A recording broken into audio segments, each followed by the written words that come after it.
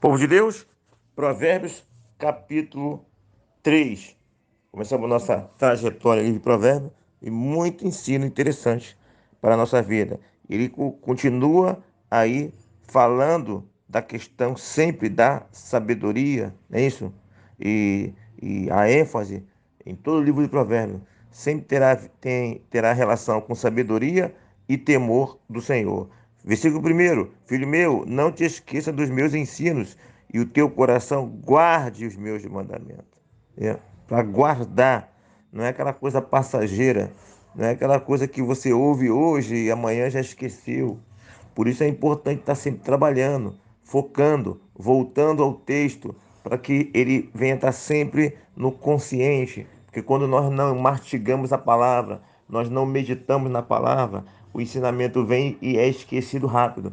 Por isso, nós precisamos voltarmos aos ensinos bíblicos repetidas vezes, porque cada vez que voltarmos ao ensino bíblico, ele é resgatado do inconsciente, ele é trazido do inconsciente para o consciente, e sempre tendo contato com os ensinos de um processo contínuo, infinito, né? Uma rotatividade infinita, porque se não tiver essa rotatividade, nós esqueceremos dos mandamentos.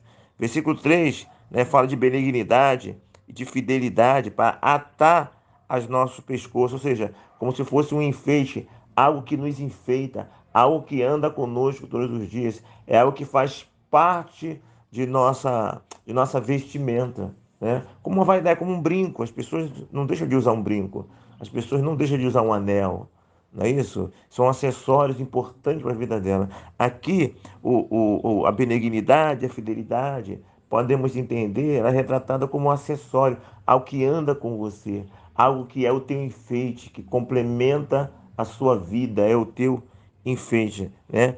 E uma baita complementação, não é isso? Escreve na tábua do teu coração. Então não pode estar só do lado de fora. É mais importante que esteja do lado de dentro. Há muitas práticas religiosas hoje que são muito externas, mas na verdade não faz parte do coração. Isso não adianta nada, né? Não adianta nada. Eu tenho dito, Deus não foca em nossas palavras. Deus foca em nossa vida. Tem que ter uma conotação, tem que ter uma unidade entre palavra e vida. Não é isso? Então, está no coração, tem que estar por fora e tem que estar por dentro também. E acharás graças e boa compreensão diante de Deus e dos homens. Então, se você fizer isso, se houver um esforço, se estiver lá de dentro, também não só do lado de fora como de dentro, isso Deus vai ver o teu esforço. Deus vai ver o teu esforço. E mesmo que você não consiga alcançar tudo, mesmo que nós não venhamos a alcançar tudo, Deus está vendo o esforço, Deus está vendo o interesse, Ele vai derramar a sua graça dele. Não é isso? E diante das pessoas também. Não vão ser reconhecidos como pessoas diferenciadas. Ó. Confia no Senhor de todo o teu coração, não é em parte do teu coração, é em todo o teu coração, e não te estribes no teu próprio entendimento, ou seja, não se apoie no seu próprio entendimento. Há muitas pessoas que declaram abertamente, né, que meu Deus é o meu conhecimento, eu consegui porque eu estudei, eu fiz isso porque aí bate no peito. É isso, as pessoas, elas, na verdade, muitas vezes têm a Deus só como mais um, né?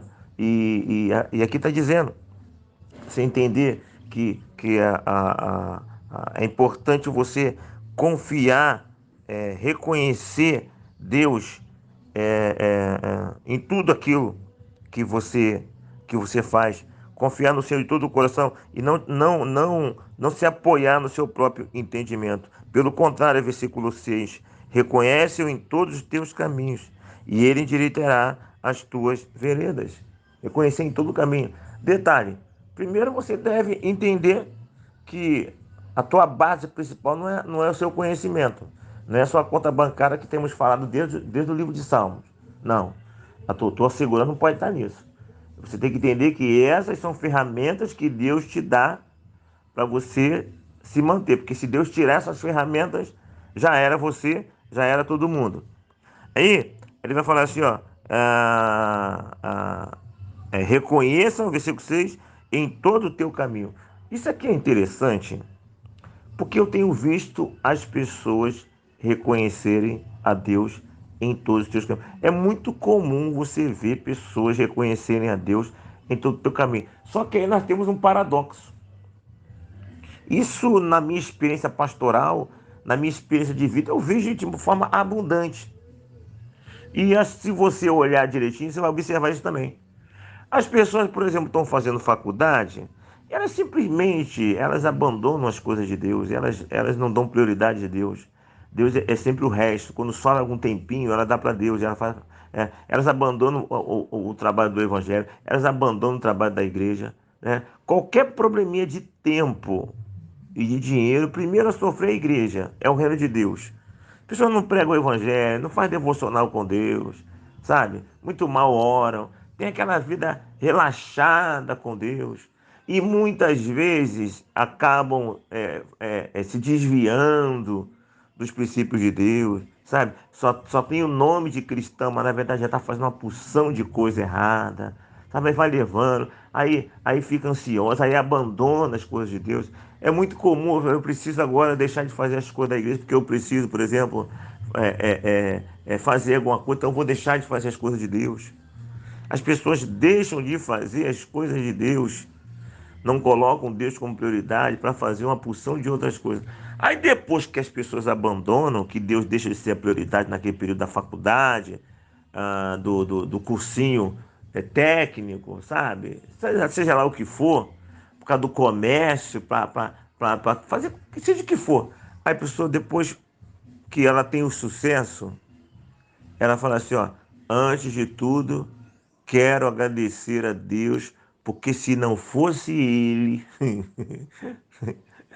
largou Deus durante todo o processo, não deu prioridade para Deus durante todo o processo, né? Não deu prioridade ao Evangelho, ao cristianismo. Na verdade, Deus foi o resto da vida dela. Aí no final, antes de tudo, eu quero agradecer a Deus. Observe, ela está reconhecendo Deus. Só que é isso aqui que o texto está dizendo? Deus é aquele que vai olhar lá e que vai ver que a pessoa abandonou ele, por completo praticamente, que não ligou para ele, né? Que foi um relaxado e muitas vezes se enveredou por práticas erradas. Aí simplesmente no final Deus vai ficar feliz. Ah, bom, pelo menos agora no final ele me abandonou, ele não me deu prioridade a vida toda, né? Durante todo o curso, durante todo o processo, né? Ele abandonou as obras, as minhas obras lá na igreja. Não, pelo menos agora ele me reconheceu. Aí será que Deus vai ser assim? Né? Vai ficar feliz, poxa, tudo bem, pelo menos agora. É igual aquela mãe, né? Ah, ele, meu filho, nunca vem aqui o ano todo, mas pelo menos ele vem no dia das mães. Será que Deus é assim? O pai, né? Ah, meu filho não faz nada por mim, mas pelo menos ele vem aqui no dia do pai e almoçou comigo. É isso que Deus é? É isso que está dizendo aqui? Reconhecer em todos os seus caminhos? Não, isso é um dia a dia. Filho. Isso é um dia a dia. Deus não vai ficar lisonjeado com palavras se na vida a pessoa o abandonou, né? Relaxada. Percebe? Então reconheçam em todos os teus caminhos agora. Não é reconhecer, abandonar ele e depois simplesmente declarar a sua gratidão a ele. Isso é o que tem acontecido em abundância. É tipo assim, parece que as pessoas estão cumprindo o protocolo. Sabe aquele protocolo do casamento? Prometo amar, honrar. Ali é uma palavra que realmente é de fundamental importância. Mas muitas pessoas só fazem isso por protocolo. Que todo mundo faz, tem que fazer mesmo, não fizer ficar feio. Se não fizer ficar feio, aí faz. Mero protocolo. Há muitas pessoas reconhecendo a Deus por mero protocolo. Não, versículo 7, não seja sábio aos teus próprios olhos, isso é importante, né? Teme o Senhor e a parte do mal. Você não tem que ficar falando de você, entendeu? Mostrar quem você é. A tua sabedoria tem que estar na Bíblia, na palavra, não é minha, não sou eu, é a palavra, né? O que eu estou falando aqui é a Bíblia aqui, ó, o versículo tal, ó, tá aqui, ó. A Bíblia, capítulo, versículo, fazer menção e se basear no que a palavra de Deus diz. Esse é o princípio, ok? Isso será saúde para o teu corpo, tá vendo? Refrigério para os teus ossos. Olha aí, ó. A palavra de Deus dizendo que ela proporciona a sabedoria de Deus, o princípio de Deus, o caminho de Deus proporciona saúde física para nós. Sim, é verdade. É verdade. É por isso que eu sempre falo que a questão de depressão, ela é física sim, mas ela tem a ponta espiritual. Porque quem caminha no caminho da sabedoria vai ter, com certeza, menos probabilidade de, de depressão. Menos probabilidade. No final, tudo é espiritual, é a verdade. Você vai tratar uma depressão, sim, com medicamento, com atendimento psicológico, tudo, mas é loucura, é ignorância um terapeuta, um psicólogo, ignorar a questão espiritual dentro da depressão. A depressão é espiritual, sim, mas não é só espiritual. Então tem que se tratar os dois aspectos. Percebe? Os dois aspectos. Honra ao Senhor com os teus bens e com a primícia da tua renda, versículo 9 e 10, e se encherão fartamente os teus celeiros. Isso. Isso aqui, como sempre, historicamente, qualquer igreja não, grande parte das igrejas, se fizer uma estatística, nós temos mais pessoas não dizimistas do que pessoas dizimistas. Por isso existe cantina na igreja, por isso existe venda de quentinha, por isso está existindo rifa, tudo isso. Porque o povo simplesmente não chega junto, não cumpre a sua parte de dividir parte, de distribuir parte do que Deus lhe dá com o outro. O dízimo é a forma que Deus criou para que nós possamos dividir um pouquinho do que Deus nos dá com o outro, através das obras sociais da igreja, através da manutenção do trabalho que vai beneficiar a todos. Afinal de contas, uma igreja funcionando, um pastor ali dirigindo uma igreja, os funcionários daquela igreja, obra, tudo isso aí é por meio de dízimo. E tudo isso aí é em benefício da própria igreja e em benefício da sociedade. Porque quando eles estão em sufoco, eles vão buscar a Deus, a igreja, a Deus através da igreja. Então, pessoas que não têm essa predisposição são pessoas, na verdade, que não estão amando ao próximo como a si mesmo, não estão conseguindo confiar completamente em Deus. Essa é a pura verdade, além de outras verdades que poderíamos citar. Filho meu, versículo 11, não rejeites a disciplina. Como... Aprenda, entenda que a disciplina é algo bom para você, né? Não, tem pessoas que não conseguem passar o mínimo de tribulação. Eles rejeitam, mas não sabem que estão rejeitando algo fundamental para a vida dela. Feliz o homem que achar sabedoria, versículo 13, né? E lembrando que essa sabedoria nós falamos lá no capítulo 2, capítulo 1, capítulo 2, é uma sabedoria, para você adquirir essa sabedoria, requer esforço, não é fácil, é dedicação, é tempo, não é coisa rápida assim, não é fast food, não, é tempo, é dedicação, é querer, né? 14, porque melhor é o lucro que ela dá do que o da prata, melhor é a tua tenda do que o ouro. Então a sabedoria é mais importante do que o ouro, né? E é uma música que as pessoas cantam, nós cantamos, né? Senhor, eu te amo mais que ouro, que prata. Isso aí é ideal de vida. Isso aí é ideal, porque realidade não é. As pessoas não estão amando mais a Deus do que ouro e prata. Mas isso é um ideal que nós não podemos abrir mão de, por isso vamos cantar como ideal. Mas a verdade é que isso, na prática, isso não tem acontecido. Deixa eu ver aqui, versículo 17. Os teus caminhos são caminhos deliciosos e toda a sua vereda de paz.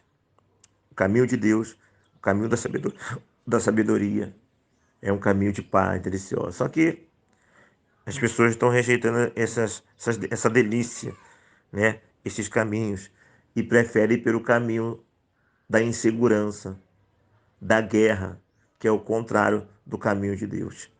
Percebe? 19. O Senhor, com sabedoria, fundou a terra, com inteligência, estabeleceu os céus. Nós já vemos isso nos Salmos. O Senhor é criador dos céus e a terra, ele sustenta tudo isso. Então, e outra coisa, ele é um Deus que não só criou, mas mantém relação com a criação e tem interesse na criação. É o que nós já ouvimos muito lá no livro de Salmos, porque existe um movimento deísta que acredita que Deus criou, deu corda no mundo, o relógio é o mundo, Deus deu corda no mundo e deixou o relógio tocando sozinho, só que daqui a pouco essa corda vai parar.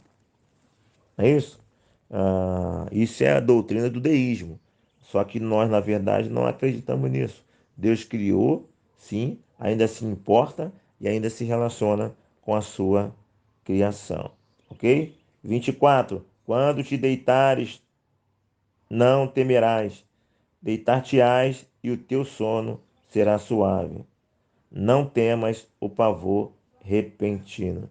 Meu irmão, minha irmã, a verdade é o seguinte: aqui está falando de sabedoria, de temor do Senhor, no todo o livro do Provérbio, a Bíblia. Existem alguns princípios que a palavra de Deus estabelece. Nós precisamos reconhecer o seguinte: quando nós passamos por um processo de insônia severa, não conseguimos dormir, isso é a prova que nós temos pontos em nossas vidas que precisa ser tratado. Está faltando sabedoria, está faltando o temor do Senhor, está faltando corrigir feridas, fechar alguma coisa que ainda está aberto. Tem mazelas provocando isso. Ou seja, insônia que não venha de Deus, porque há situações que Deus provoca você não dormir, mas situações específicas, né? Que eu creio nisso, que Deus faz com que você realmente venha perder o sono para te falar na madrugada, para te mostrar alguma coisa. Mas são situações específicas. Estou falando daquela insônia recorrente, daquilo que é o todo dia, onde a pessoa vai precisar recorrer a remédio todos os dias para conseguir dormir. Isso não é normal na vida de um cristão. Não é normal, né? Não pode ser normal coisa dessa. Tem alguma mazela aí, tem alguma coisa que precisa ser tratada, seja no aspecto emocional, né? Seja no aspecto físico. É isso. E espiritual, que tem tudo relacionado. Nós fazemos essas separações, eu já falei várias vezes, é uma separação técnica. Não é normal. Se você passa por isso, procure trabalhar isso aí, não se contente com isso. Faça uma varredura na tubulação da sua vida, na sua realidade, busque, porque isso não é normal. Ah, versículo 27. Não te furte a fazer o bem a quem de direito, estando na tua mão o poder de fazer. Eita, aqui tem coisa, aqui tem sexta-feira 13 aqui. Aqui tem pancada forte aqui, porque a nossa prática. Olha o que diz aqui na referência bíblica aqui em Gálatas 6:10. Vamos lá dar uma olhadinha em Gálatas 6:10. Diz assim, ó: por isso, enquanto tivermos oportunidade, façamos o bem a todos, não é a alguns, a todos, mas principalmente aos da família da fé. Então, a orientação bíblica é que possamos fazer a bem a todos, com o foco principal em nossos irmãos, na família da fé. Isso, meu irmão, minha irmã, tem sido cada vez mais escasso em nosso meio. Misericórdia. Acabei de falar, tem coisas em nossas vidas que nós não estamos bem. Muitas vezes uma insônia é resultado de muita ansiedade, onde a pessoa fica se deixando ficar ansiosa por essas coisas desse mundo, coisa que vai passar, onde na verdade o que traz mais paz, que provoca alegria é o investimento no próximo. E a humanidade ainda não compreendeu isso. Ela faz pouca, mas tem que fazer muito mais. Então, você está aí passando por essa situação porque você desfocou as questões principais da tua vida. Se você se focasse nas questões principais, talvez você não estaria passando por isso. Talvez não, certamente você não estaria passando por isso. E aí, ainda tem Mateus capítulo 5, versículo 42, que eu também acrescentei aqui. Mateus 5,42 fala para vocês não se desviar daquele que te procurar para te pedir coisa emprestada.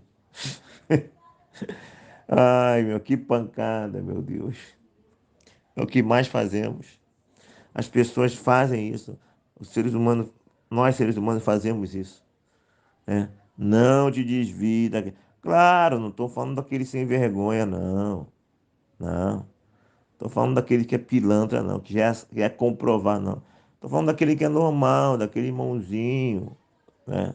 A verdade é que nós não somos assim, no geral, só com o sem vergonha, não. Né? Não, o desonesto não. No geral, as pessoas são assim com todo mundo. Tem dificuldade com essa questão. E a Bíblia está mostrando, não faça isso, ajude. Isso tem a ver com amor ao próximo. É isso? De amar o próximo. Não digas ao teu próximo, vai e volta amanhã. Eu já vi isso acontecer na prática, um diácono fazer isso. Nas igrejas que eu fazia parte. Né? Pessoa com fome, volta amanhã. Eu falei, como é que voltar amanhã, meu irmão? Tá? Rapaz, tá falando que tá com fome, tá com filhos em casa, com fome. E tinha lá, e tinha comida na beneficência da igreja. Aí, por desconfiar que a pessoa que estava errada, fez o teste para voltar amanhã. Só por desconfiar. Meu Deus do céu. Então, não faça isso. Se você pode fazer agora, faz. Se na parte de comida você tiver de armação, o problema é dele. É melhor correr o risco de ser enganado do que correr o risco de praticar uma injustiça. Não é isso? Não maquines o mal contra o teu próximo, pois habita junto de ti. Essas coisas acontecem, nós sabemos muito bem disso. Né? Ah, jamais pleitei com alguém sem razão. As pessoas fazem isso. Né? Não estuda a questão, não vê os dois lados da moeda, ouve um lado só, já toma decisão. Entendeu? Cuidado com isso. Não tenhas inveja do homem violento. Muitas vezes o homem violento está lá cheio da grana, está arrumando riqueza por meio de corrupção. Aí, pô, tá vendo? Ele tem. Aí acaba se deixando se levar pela corrupção e acaba desvalorizando o caminho reto, porque eu estou fazendo um caminho reto na crise de Asaf e as coisas não têm acontecido para mim. Será que está fazendo o caminho reto mesmo? E se está fazendo o caminho reto, e não aconteceu, uai, ou não chegou o tempo de Deus, ou Deus se me falou assim, eu não quero te dar, porque se eu te dar, você vai te desviar, você não tem, ou então você não tem estrutura para ter essas questões. Pode ser que tenha pessoas que façam tudo certinho e falem assim, eu não quero te dar isso, eu não vou te dar isso. Né? Eu já compartilhei com a igreja várias vezes. Poxa, eu queria muito ter o dom da cura. Eu acho extraordinário você colocar a mão numa pessoa assim, falar assim, ó, e aí Deus te usar em cura. Isso é algo maravilhoso. Gostaria muito, mas Deus não que me deu. E por que Deus não me deu? Não sei. Sei que Deus não me deu. Porque eu gostaria muito. Eu sempre orei nesse sentido. E sempre acreditei, mas nunca tive. Né? Claro, teve questões comuns aí. Estou falando de coisa extraordinária, coisa incomum. Né? Você ora assim, você vê o resultado. Não, eu estou falando daquele dom mesmo, aquela coisa assim, sabe?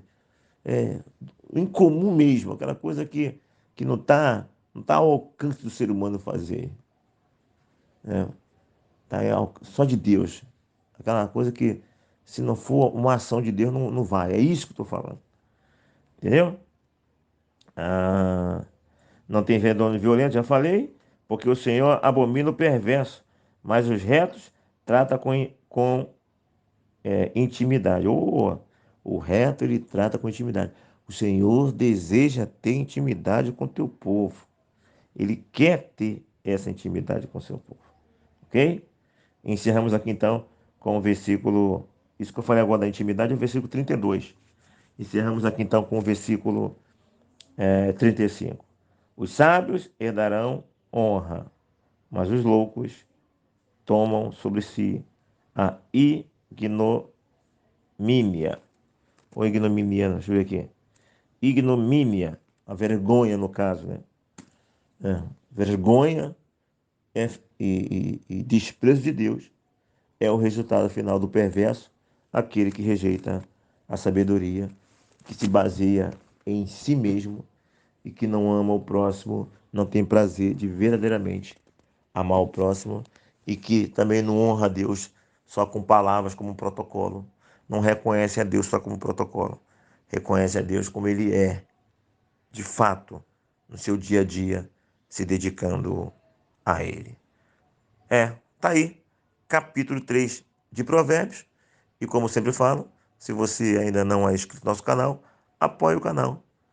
Basta você clicar aqui embaixo. Você vai apertar ali, essa é a tua função.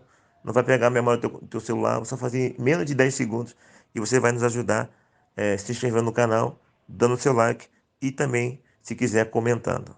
Aqui, Pastor Renê, pense nessas coisas e que Deus nos abençoe.